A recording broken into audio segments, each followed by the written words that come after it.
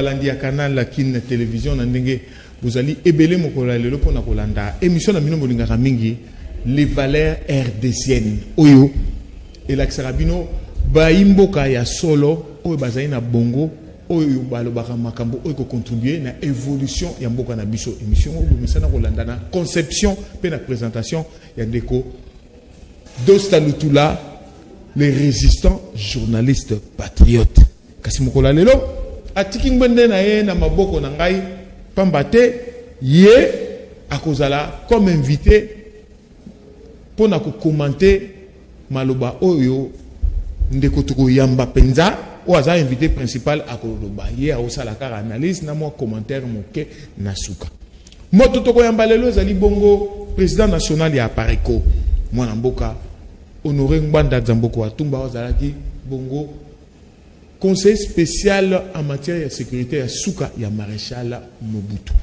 na ye lelo tokolobela nini likambo ya betaka sete o bato musuba ndimaka te oyo ye butu moi atelemelaka parce que ayebi makambo nini ya lobaka likambo ya occupation ya République démocratique du Congo na ba troupes étrangères alobaka yango mbala na mbala abetaka sete pambate occupation na ndemu toza ko mema makambo ya mabe mboka ekende liboso te abetaka sete ete ya mbote to bima na libulu toza yango il faut to se libérer na ba occupant oyo tozali na yango kasi bato ebele ba mitunaka likambo ya lobaka ezaka solo tozaka miti oyo biso tokoloba na lingala bosoko ya kabandoto to alotaka yango tina wana lelo Dosta Lutula na équipe na ye mobimba ba pesinga mokumba ya kukundola émission moko asalaka na 2014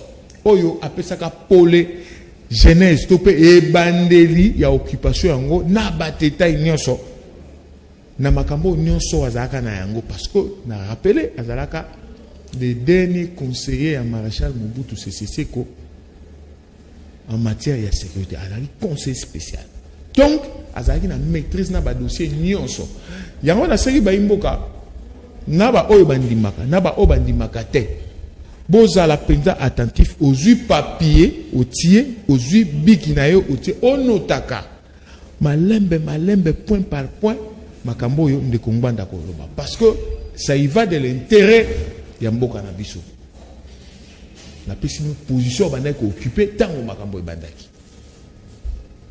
na ba kondi na biso ba peuple esengi tolanda tango mosusu makambo ya koloba boko noter et ko permettre bino bobongisa avenir ya mboka na biso na kosenga nano na MCB ya Mavinga wazali kuna na ngambo ya réalisation na maika mwaka batindela biso nano l'histoire nyonso oyo tukundoli ya 2014 wapi ndeko Honoré Ngbanda Zamboko Atumba le tout dernier conseil spécial en matière de sécurité à maréchal Mobutu azali koloba par rapport à occupation simande tokozonga to meka ko analyser to commenter na ndeko Dosta Lutula. Merci bien Grégoire. Merci Libita. Je voudrais remercier aussi Bandeko Panso bakolanda biso na masolo to utiko solo na question pe otuni Grégoire ezali problème ya occupation nako mekako ndenge osengi ke na pesa bino nano fait ba fait po bato mingi eloko pesa mawa mingi congolais azolinga komi occupé na problème ya mboka na ete mboka eze occupé mais okoloba kotala okoka politicien congolais moko azolinga koyebisa congolais teke mboka eze occupé po bato banga koloba ke mboka eze occupé pourquoi parce que balobi mboka eze occupé ba congolais ayi bongo bozosala nini pembeni na ba occupant omoni tina bazoboya langage ya occupation c'est parce que ete koaccuse bango mais bafait ezali bandeko nakobanda d'abord na témoignage parce que omoni soko lobi est-ce que ezali vu de l'esprit non ngai Honoré Ngbanda moto akoki kolobela ngai makambo ya occupation te na vivre ngai nde na opesa bino d'abord témoignage oya ngai moko pe na opesa bino ka série ya témoignage oya ngai moko ensuite témoignage ya ba occupant bango moko Donc, deux séries, on est déjà suffisant pour vous comprendre que Moto ya koki koya kolobalelo que le Congo n'est pas occupé, ou bien c'est idiot, ou c'est hypocrite, ou azanga mayel. Le 19 octobre 1996, Namboka Nabiso, Ouvira, et je vois qu'il premier coup de feu, dans 5h, 4h du matin, dans 5h, Ouvira est payé. Le 19 octobre 1996. 1996, on a Congolais, Français, Belge. Mboka et Peyaki. Balobera qui binonyo surtout que radio na bango et ici mokil mobimba ke ezali ba révolte ya ba Congolais ba Zaïrois ba Nyamulenge. Ba to ba mi révolte. 10 jours après, 11 jours, le 30 du même mois d'octobre, Laurent Désiré Kabila Toho qui est na télé, na radio RFI. Ah, ngai Motunazali plutôt chef ya coalition ya ba opposant na président Mobutu na kati Avdel na zo conduit rébellion pour to kende ko benga na Mobutu.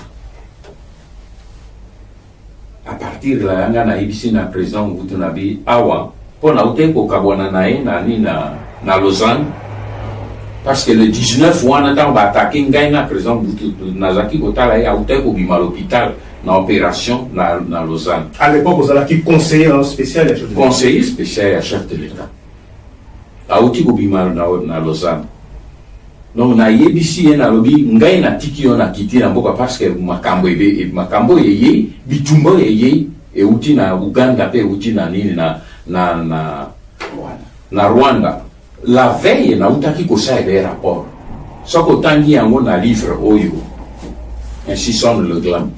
Détails et na kati. Na kati na yebisi yango kolele na lobi ba ko attaquer mboka na biso na kati ya bikolo ezoya. Ba Rwandais na ba Ugandais. Mais tango na tongo yango na yebisi lelo tanga yango eza na kati ya ainsi sonne le gland na tongo ba attaquer mboka. Na solo bango ba ko comprendre eloko nini oyo bazuto ngana zo benga occupation. Pe oyo ezali réalité. C'est ainsi que tant que Laurent Désiré Kabila a fait la déclaration, na yebisi na président Boutou, na dit il faut tokende kokuta parce que biso tozena armée te. Oyo ko résister pour na yebi que ba américain basé derrière, ba belge basé derrière, ba britannique basé derrière, ba canadien basé derrière, ba angolais basé derrière. Na dit président, la seule solution il faut tout stopper. Loko là-bas, on se souvient sur ma bombardie, Rwanda, na Uganda, bati bango liboso, to stopper bango. To kende boso là bango. Museveni, ngana nina kende komone, président dit, tena kende komone nani Museveni. Le 4 novembre, Yambula wana kaka, 1986. Donc le 4 novembre, 4 jours après déclaration, il y a Laurent Désiré Kabila. Ngai na joué avion, na kei Kampala. Na ke kokutana na Museveni le même jour nazalaki na représentant na ngai na service kuna na Kampala azaki diplomate collègue na yo secrétaire national exécutif Lufungula Lugerero ye moto azalaki na Kampala ye moto azwaki ba contact nyos pona kobongisa visite na ngai azali wana botu na ye parce que moi quand le question na ba histoire na tiaka ba témoin accompagné d'un entretien avec mon directeur de cabinet à l'époque, Jean Chrétien et Cambo. Professeur Jean Chrétien et Cambo Azaki, directeur naïsta, dernièrement. Ba accompagné d'un, mais bango ba kota kite batika libanda. Na tozaki na Museveni, bisomi bale. Museveni na yebisinga, na yebisi na bi na yepo, na yebi ke bino, yo monteje kwa take, na bi yo biso to salisi yo. Président Mobutu a sali si yo, bongo récompense yo pesi Mobutu. Ya kwa take biso. Qu'est-ce que tu sali yo? Museveni alobi nanga alobi no ezali seulement pour nanga etezei ba américain ba ko silika pour na problème ya Rwandais na banili pe to ba makambo ebele ezali derrière ayebi singa certaines choses on a koloba mais alobi polele abi biso na ba américain ba totoze ko attaquer.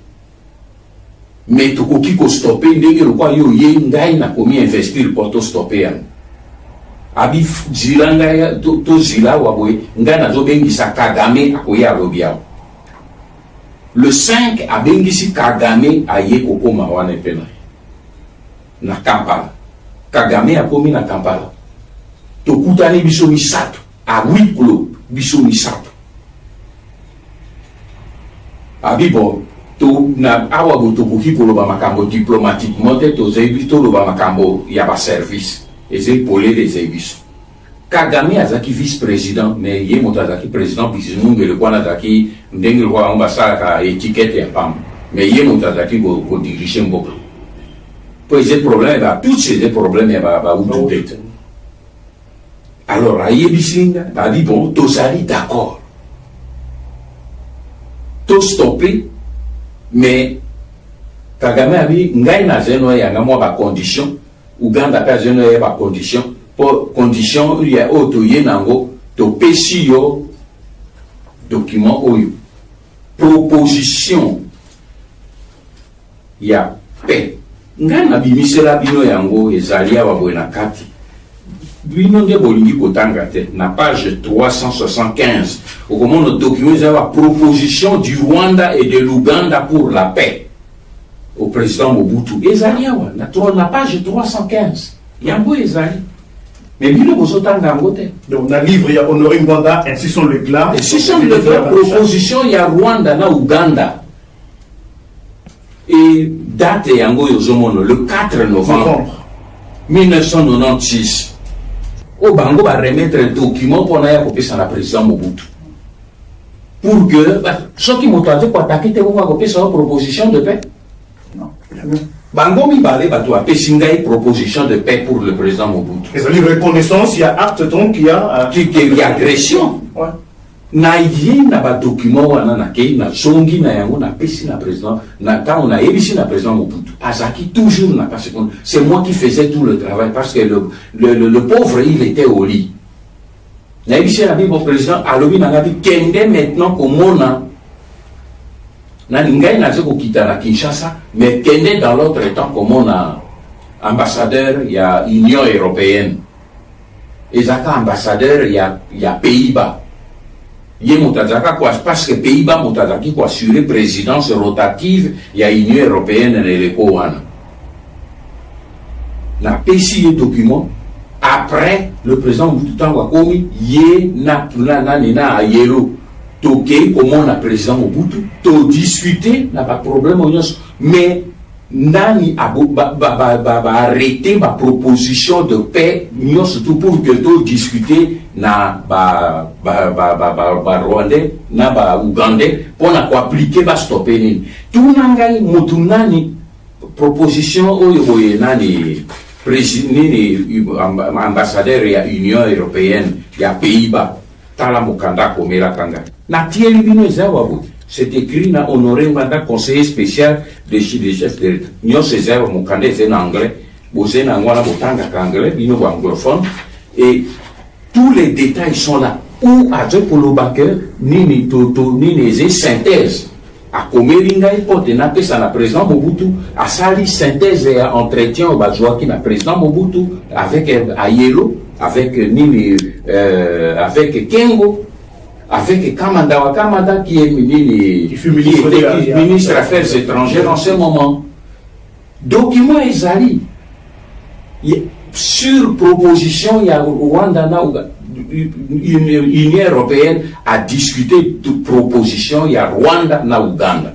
donc bango ba yebaki que ba agresseur était ni Banyamulenge ni Laurent Désiré Kabila mais zalaki ni Rwanda na Uganda document ezali première preuve où il y a témoignage yangai personnellement deuxième témoignage où yangai personnellement na bango na sina répéter ngoming yango na boza bref no one en Afrique du Sud c'était la même chose en Afrique du Sud une rencontre na kede ko sala kuna ezalaki avec nani délégation américaine avec George Moose avec Nini Susan Rice mais obosana te Suzanne Rice wana yiwana mutakoma Les Nazali Pembeni, donc il y a Obama, l'administration américaine comme conseillère. mais moment ya nini ya nini azaki nani na agression azaki sous-secrétaire d'État puis obosana ke mama wana avant même azawana azalaki kosala pour Kagame na agence na ye donc azali motu pe azali motu ya Kagame comprendre nazoloba na ndenge ya mokolo a motu ya Kagame nalingi kokende plus loin te bozeba na mikete bo comprendre nayebi yango mama wana azalaki mpe wana na rencontre wana bango balobeli ngai polele bakei boye gauche droite balobeli ngai polele balobi maintenant okotraite na biso mpo biso bato tozali koatake biso bato tozali koprogramme mpe bapesi meme ultimatum baye kopesa oyo ya bango mpe proposition bango mpe basalaki oyo ya bango proposition nyonso ezali awa mpe na kati ya nini na bino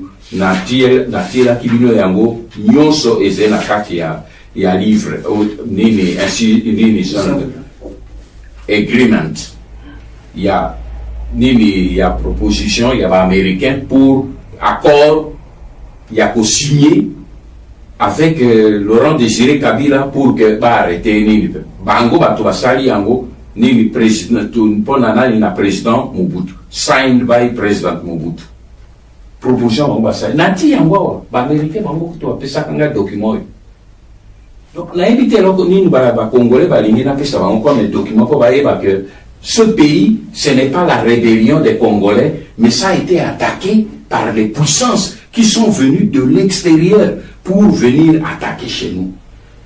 Non seulement ça, on a continué la troisième catégorie. Témoignage et agresseur bango mongo. Américain. Na sali citation ya biloko oyo bango mongo basali. Américain bango mongo basala ki ba créer ba sali citation nani Bouchard Jamous, sous-secrétaire d'État. Secrétaire d'État dans le commerce, Ron Brown. Ça a une déclaration pour dire que Tokyo est en guerre pour récupérer la matière première en Afrique. Mais l'agresseur, qui est sur le terrain. Les deux personnes, on a Koutana qui n'a pas Kagame et Museveni. Bino Sobotala a plusieurs fois en Afrique en morceaux. Mais pas ça les témoignages, limite. Ils ont dit très clairement, Bisso va tout recruter, tout organiser, puis tout attaquer comme Zaïre. James Kabarebe, il y a beaucoup assez pour le bambou pour les que Yemotu a organisé, pour ramasser, à utiliser un verbe qui est humiliant. Bisso va tout pour ramasser les opposants congolais. Toujours pesaka bango pour le contre pour la côté ensemble pour essayer de crédibiliser notre action. Mais quand la personne lui-même a zolo baboué, tu sais que de témoignage il y a occupation et pas il y en a. Puis au yebi Grégoire nini entre parenthèses Afrique en morceau ana au yebi origine nango ainsi semble le clan. Parce que maman y a moi si y a sali Afrique en morceau y a yaka ko interview ngai sur base ya livre puis alobi wana na 98 alobi monsieur Banda livre de boye makambo yo komi ozali c'est vrai que l'équipe oui parce que média na kachito kozonge nango lelo média mais solo na kibiso makambo mususu allez jongeli ngai kotuna ngapi mais est-ce que okoki kondima une chose na agence na biso ba charger ngai na sala ni documentaire moko munene pour l'an 2000 wana tozena de 98 abi pour l'an 2000 pour na 180 moko munene alors na lingo ke ko sala tour du monde surtout en Afrique pour na ke no tuna ba témoignage so na moni au cité na kati ya livre na yo na joie pe témoignage na bango pour recouper sur makambo yo lo bien c'est vrai. Nabi maman tu peux y aller. J'ai accepté brusquement comme ça Nabi mais non mais parce que je sais que je dis la vérité. Maman on a accueilli 8 mois après à Zongelinga, quand on a Zongi mission, Abime Mission Nganda, vous ne pouvez pas croire. Ce que moi j'ai récolté, c'est au-delà de ce que vous avez dit. Et c'est Afrique en morceaux qui l'a sorti. Elle l'a sorti. Parce qu'elle m'avait interviewé en premier. Donc il y a eu des témoignages où il y a Bango Moko, Balobi, Angona Kati, puis reconnaître très clairement que Bissonde Batou, Tosali, Makambo, Nyonso, même choix, il y a Laurent Désiré Kabila, Bango Moko, reconnaît les Bangonde, Bakeko pour Laurent Désiré Kabila. Et puis quand tu vois, même ambassadeur des États-Unis, Simpson, dans les Simpsons, Nani et la Kinshasa. Mais nanda konanga y a toujours discuté dans ma résidence, mais Ezaki a problème de sécurité. Naturi même mais Dan, est-ce que vraiment vous oubliez les Américains vous commis léger vous? Moto bino auquel je vois pas remplacer Mobutu, c'est le terroriste oui américain et tout ça. Ah oui, mais M. Mwanda, vous croyez que nous, on a oublié ça? Qui vous a dit qu'il est devenu notre ami? Et il a relevé un détail que par pudeur n'a Komakango jamais. Ah oui, mais tu sais que cet homme-là, donc Laurent Désiré Kabila, a violé l'américaine qui était là-bas. Ah oui, je sais. Ah oui, vous croyez qu'on peut oublier ça? Donc, vous voyez comment les choses. Vous me permettrez parfois de révéler maintenant certains détails. Non, je ne dis pas ça pour salir la mémoire, mais c'est un fait. Nani Dan Simpson a relevé ça, mais moi je savais dans les rapports Izalaki que la dame là, quand on l'a récupérée, elle a fait cette déposition, vrai ou faux, mais elle a fait cette déposition. Donc on m'a dit que témoignage et zo utaka bango moko, bazim epé nangai. Raconter pour vous autres. Mais à moi, ils ne peuvent pas me raconter des histoires. Parce qu'ils savent que je connais leurs secrets. Et là, vous toujours bien assez à moi et à moi. Pour un viol, il y a un Laurent Désiré Kabila. Parce qu'il y a millions de viols. La Congolais, ils comprennent des tirs. Non, c'est pas important, on connaît l'éducation sociale. C'est ça. Au moment où on a eu viol, on va pardonner. Mais il y a biso Congolais qui bangote. C'est là la différence et c'est pour ça qu'aujourd'hui nous allons parler un peu de toutes ces choses. Le problème est de la mentalité de l'élite congolaise. Parce que tous les amours dans beaucoup de Américain pour un viol, mon pays américain va dire Togo. Alors il en a bien au canis que Togo, c'est tango Togo réglé, to si naé, to si to utiliser ici, Togo réglé compte, mais va régler qui est compte, na 2000 ans, va régler compte. Ils ont réglé compte, bah comment télévision moi un déquet, où il y a Rwandais, on n'a pas dire, ils ont réglé le compte. Donc tant que ça les mina bien, donc tata et alobia qui n'a sa qualité, donc babo s'en a quitté, ils viennent de lui régler le compte. Pas américain va tambolaka comme ça, Mindele va tambolaka comme ça, mes frères. C'est comme cela qu'eux fonctionnent. Et il faut comprendre ça. Parce que Bazali n'a logique na bango.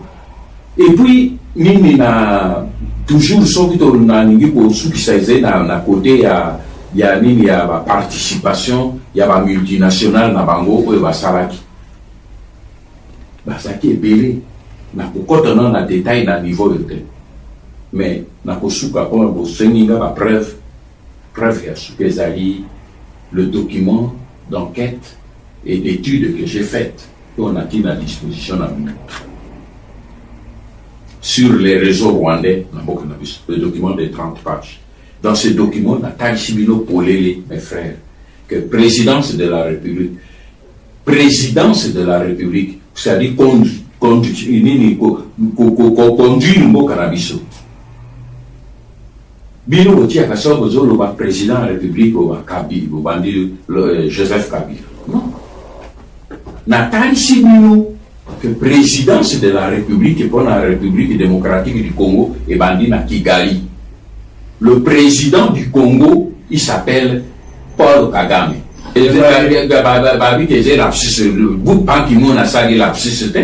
Je suis désolé à Sagi Lapsus. Ils savent que la direction du Congo est à Kigali. moto ezo dirige Congo numéro 1 ezei Kagame na bimiseli bino yango na nini na kati ya nini ya yete na document oyo na saela il y a 30 pages na kanisi na saela kino parce que le quoi na ebaki que bozoya j'ai essayé de reprendre un peu pour rafraîchir le mémoire na bino c'est ça le document na tela kino yo mona wapi ministre ya défense d'un pays voisin mais afin d'aka tout le temps presque 2-3 fois par semaine à Kinshasa, na Butu.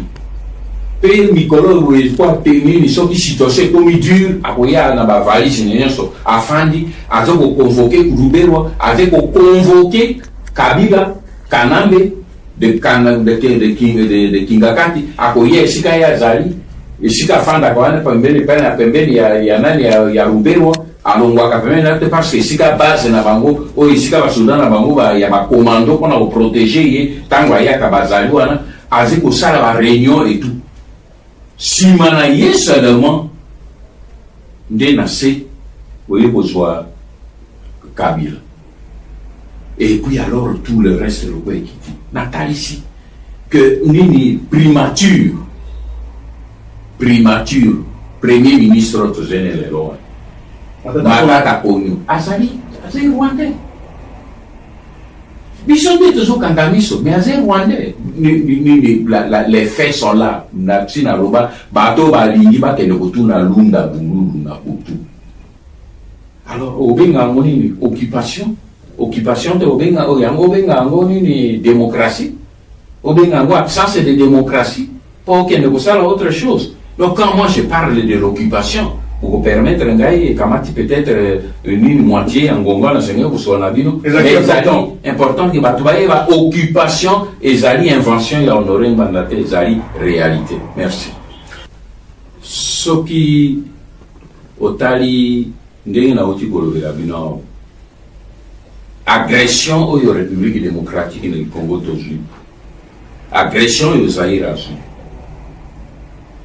C'est vrai, il y a qui est tout ça, Koti, Bitumbe Bunda qui même était Koti, Bazumbo, comme on dit que Bitumbe Bunda qui était.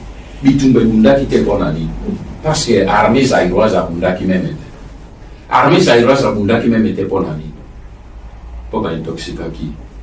Donc, Bitumba, situation, crise, agression, subir, agression, il y a les bosso, et ça qui est domaine et la communication. Mensonge. Nous avons un deuxième livre, Stratégie du chaos et du mensonge. Nous avons faire comprendre bino et nous avons commis la situation de commis en ba kamati bateau ba yeko ko attaquer mboka ba présenter bino bango ba agresseur ba présenter bino ba bi ba libérateur. Ba quand tu peux na mboka ko beteli bango ni vivre les libérateurs alors que bateau ba yeko ko mabino bango. Petit les royo bozo continuer sans nazo ba beau et zebino bi ba lete nazo pour le peuple congolais a continuer ko à cause ya médiocrité ya classe politique au zenango bazo continuer ko mitika na maboko ya ba agresseur problème o ba attaquer na ngomboka ezali problème moko monene ezali ba la to liboso parce qu'il faut oublier une chose ba congolais mingi basé ko vivre kaka na mentalité ya coup d'état c'est-à-dire que un groupe ya bato motomoko na basoda na abima kuna ya beti mbata akamati pouvoir ami installé abandi ko dicter ba loi na etalati na dictature et je sala ka ba succession ba dictature na mboka na biso non et loko honoré nganda zo luka yango wanate ngana zo luka succession ya dictature que na ya pouvoir que na luka na sala ka kanambe coup d'état na kitane non pour au moins un système on a outil côtier Kanambe est la quatrième position au week-end de Colongola et bon problème est résolu non ils ont tout le système. C'est pour ça qu'il faut d'abord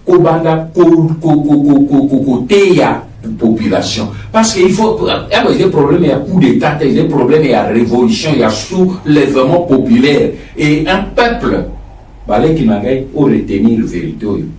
Peuple, libérer un peuple. On ne libère pas un peuple. Vous retenir, parce que on n'aurait pas libéré le peuple congolais, non. On ne libère pas un peuple. Un peuple se libère lui-même.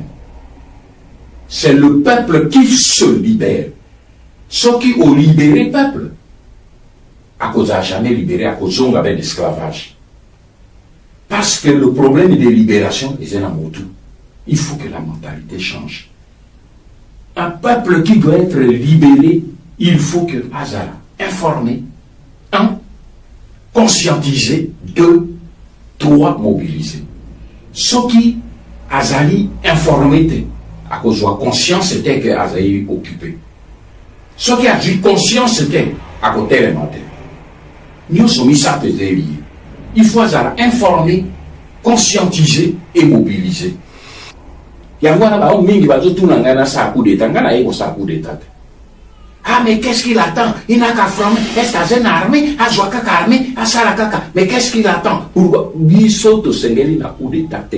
Comme j'ai dit, un peuple se libère. Et pour que le peuple se libère, il y a 3 processus. Il faut qu'il soit informé, conscientisé et mobilisé. Donc, comme la 3e phase. Parce que le peuple a été informé, il est conscientisé, maintenant tout comme la mobilisation. Sikoyo nakei nangambo et moi namboka do salutula wa zali bongo kolo émission concepteur présentateur mbote na yo mbona mboka dosa mbote ndeko Péris Pembele, merci beaucoup pour la solidarité et ça me va vraiment droit au cœur. Merci beaucoup. Bon, mais question de bosso ya pourquoi l'équipe Mumba Bosunta ko kundolana no likambo yo émission 2014.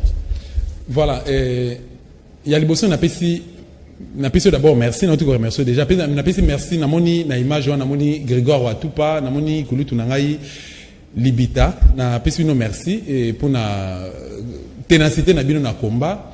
Puis na remercier invité principal na biso na numéro oyo papa Honoré Mbanda Nzamboko Atumba. Au sein de présentation na yo oui, mais aux c'est les mamans qui sont vraiment important. Azalaka conseiller spécial chargé à la secrétaire maréchal Outi Koloba, Azalaka ministre de la défense et puis Azalaki tout dernier, Azalaki ambassadeur. Okay. Bon, par rapport à contenu, il y a information oyo tozo traiter les lots. Analyse na monsieur tozo sala. Papa Honoré Mbanda Nzamboko Atumba na qualité na ya ambassadeur. Ambassadeur azali local la représentant ya pays na ye. Azalaka ambassadeur ya Zaïre wapi? Voilà, entre parenthèses, local la ambassadeur azal représentant ya pays na ye na mboka oye azali.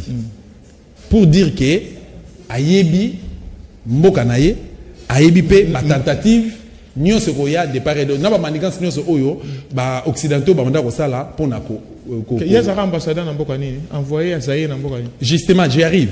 Maintenant, la qualité, il y a diplomate, il y a ministre. Il y a ministre de la Défense, à Giraki, Forces armées zaïroises. À sécuriser la frontière. À sécuriser la frontière. Et c'est quand tout le monde a quitté, comment Angola, Zambie, Burundi, Ouganda, Rwanda, Ozaki. La République centrafricaine. La République centrafricaine, voilà, merci beaucoup. Donc, pour dire simplement que Oyo est commis les lots de 97 à nos jours, tout le monde pratiquement 25 ans. Ce qui papa n'a eu à l'objet que Mboka la mission est occupé. Pourquoi il faut te boyango? Et ça le coup là, Mbisi a même le sang à l'objet que non. Ngata maingando azobe l'estomac zo déranger danger. Ndenge bateau lelo bandimaki nomination na buzoba bateau lelo bandimi ko za ba garçon de course ba rwandais pour ba contribuer à la destruction. Il y a beaucoup de Congo démocratique. Tous autres ont information que le pays n'a pas occupé. Merci beaucoup. Voilà.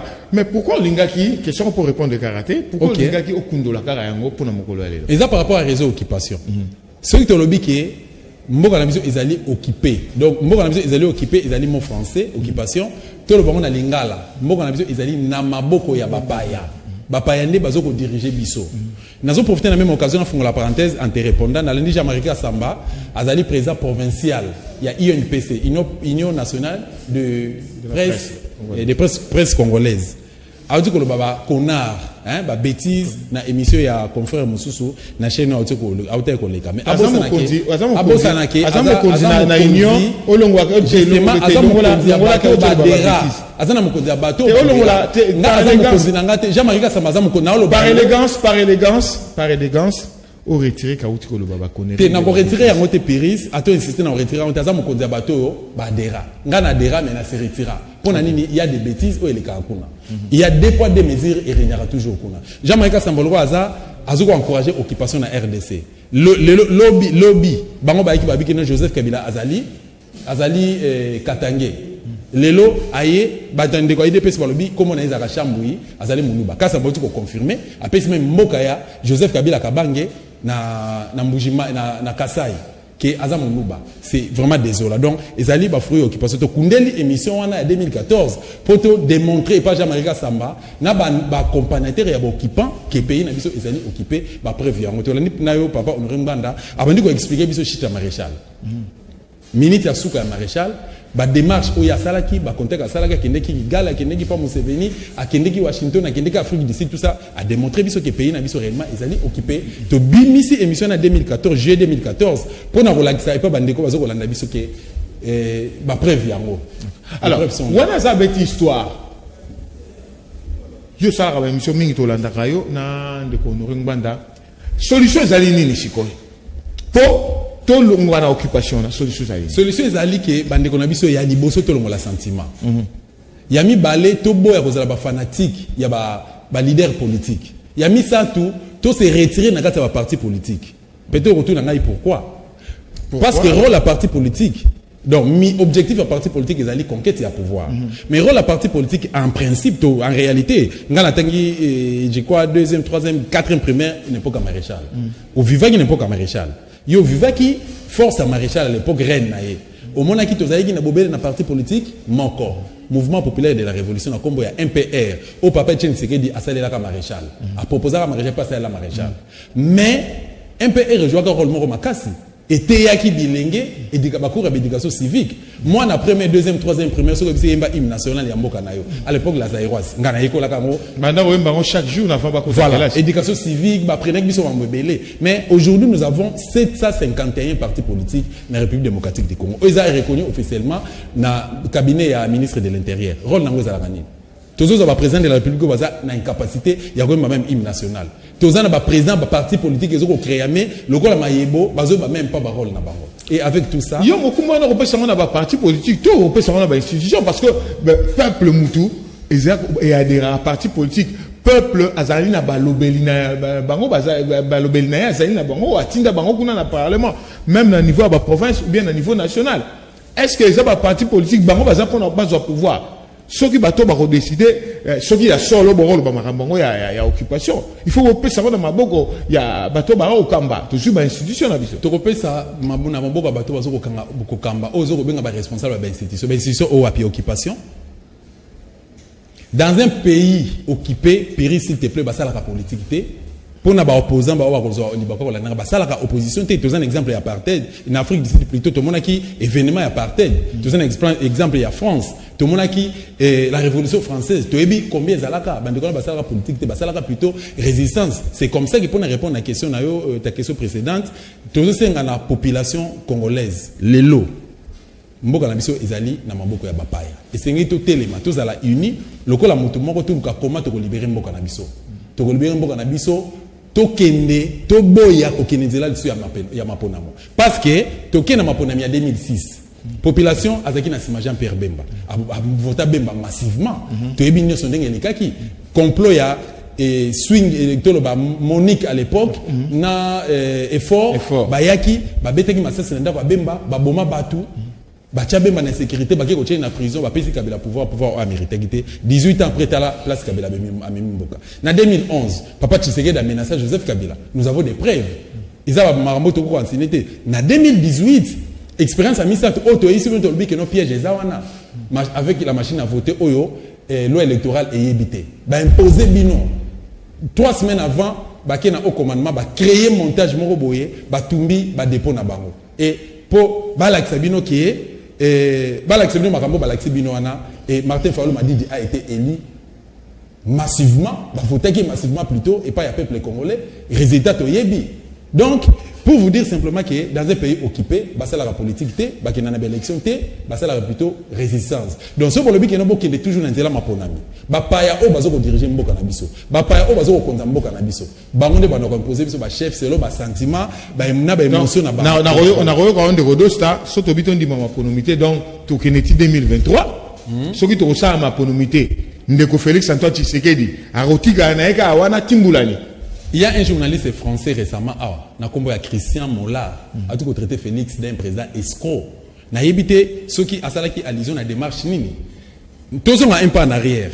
Mais ça qui m'a fait avant ça qui tolé ça m'a basse excuse qui est mon ko tenga na zo d'abord excuse d'abord à tata mokondi to ko ondimate moto afinga tata mokondi traité d'escroc atakuti bato musuba lo bara ya soit mais ba traité tata mokondi d'escroc Prince Pembele na libanda wana IDPS depuis toujours ngai na collaborer na IDPS pendant bané ebelé na maloba na bango bazana slogan moko benga ngo état de droit président national à IDPS paix à son âme mais c'est Etienne Tshisekedi wa Mulumba il fait un juriste donc ngana zana bosembo na ta mwana nzela ya piété au bible ezo kosenga biso donc ceux qui me c'est Christian Molara loba que non Félix azo été na élection aza escroc bon ngana zolo bato ça la état de s'il te plaît j'y arrive je réponds à ta question tout ça la état de droit état de droit le bini ngado stalelo ceux qui na bi que non nazo postuler na présidentielle ceux qui baké boluki boluka koyeba passer nanga ceux qui nazaka escroc et que eko bima après publication de l'élection to bimi pendant que population ezoko luka ko élire ngai vérité moko bimi que do sa fille un violeur do sa fille un brigand do sa boma bato azaki criminel tout ça mabeza c'est que na mérité yango yo biba est-ce que on a par rapport à ma ponomi plutôt par rapport yango to lobi boye tozo risquer to continuer ko zwaka ba président analphabète ba président manipulé et ba président au bazo ko jouer c'est bango lokola ba dame tout le monde a Félix lelo il est incapable alors ba kinini gratuité d'enseignement de base tozo vivre ngano na Kinshasa toute la réalité gratuité on sait que seulement oui ou non na condition na qualité et enseignement de deux alors ba kinini azana bic rouge eza wapi de trois guerre eza na est alors ba que non na rolata likambo lokole lamba na crash avion o ba betela bato lisolo ya Antonov Setande et suka wapi ozomona que tozo vivre une escroquerie tozo vivre na aventure donc yo beti c'était que escroquerie ngai na beti c'était na bic pays na biso ezali occupé tant que ba politicien oyo ba mimona ka ba politicien bazozwa population ya République démocratique du Congo ba descendance ya mfumu kimbango bazozwa bango lokola ba garçon de course na bango ba marche pied na bango ba utiliser bango na ba n'importe quoi polobi bango bandimi na bango ba alliance bidon na ba occupant ba manipuler bango intérêt à Congo kozala rapide donc peuple congolais to fungola misu mboko na biso za na maboko ya bapaya mboko ezali na occupation ezana maboko ya to bunda to sanga na comme c'est long premièrement ba se retirer na kati ya parti politique ba boya kozala ba fanatique ba leader politique deuxièmement troisièmement plutôt to sanga na lokola mutu moko. Et puis, Toluka, comment chasser l'occupant dans notre très cher et beau pays, la République démocratique du Congo. Il y a souka aux Européens qui sont adressés à invité principal par rapport à Marambo. Papa Honoré Mbanda Nzamboko Atumba, ngai komo ngai dosta kimbanzia. Naza na famille Mbanda te. Peut-être va bako confondre. Naza na famille Mbanda te. Yami Balé, nazali journaliste na école Congo démocratique. Nazali journaliste na République démocratique du Congo. Donc, Moussa Nanga na sala kayamana mais eloko nazo senga au papa aux an expertise au yebi Congo il y a certaines choses ba biso ba auto yeba kité et puis émission les valeurs RDC ceux qui jouent wana to yamba yo président Honoré Mbanda Nzamboko Atumba père ya résistance président national ya Pareko bato bafandaka na ba télévision na bango boy na ba bar na ba terrasse na ba boîte na ba salon bato babimaraté bafandaka na ba carnet bazo koma ceux qui ba information sensible les ali kozanga te ko informer population azali bité na problème oyo il y a occupation et en plus c'est cela ceux qui possibilités zali pe luka la biso ba stratégie to luka quoi faire pour na ko déstabiliser mboka na biso oyo zali prise en otage ça fait pratiquement 25 ans merci beaucoup ezali bon monde ko dosta lutula o asaki bon analyse na commentaire par rapport il y a histoire oyo il y a occupation oyo ndeko Mbanda Nzamboko Atumba o azali bon président national ya Pareko pe père, il y a résistance, père, il y a résistance, oui. Na Congo démocratique, oyo a dénoncé pas betaka c'était tango iso que Congo démocratique ezali occupé parce que yazaka moto ya suka ozaka conseiller spécial ya maréchal Mobutu en matière de sécurité. Donc wa koloba aza makambo yo aviva ye mo ebisibino aviva yango ezateke ba betela ye yango ba preuve aviva yango wana lelo to kundoli na rappeler que récit o auto ko la Sabino ya ndeko Ngbanda Zamboko atumba ezali émission a tournagi na 2014 makambo nyonso ndeko do salobi et engagé kaka yemoko ai congolais ndenga lobi état de droit et sengi que liberté d'expression ezala le quoi journaliste yango ya lobi nyonso ya lobi ezali poto luka ba piste de solution pour na sortir ya crise tozali na yango crise de occupation nga moto na ko lobande ko crise tozali na yango selon Dosta na selon de Ngbanda Zamboko atumba ezali dû na occupation yango wana moni abako beta c'était pour na likambo yango. Merci nandeko Pati Tsumbu pe Mike Kamwaka o basibaki réalisation supervision za ki bon ndeko M Simbi ya Mavinga za Congo pour photo ba ko bien nde bango basimbaki émission oyo na sepeli mingi. Merci sous nandeko Dosta ndenga tikelinga ngbende na ye na ko ka bongo kokumba émission les valeurs RDCN na Boboto.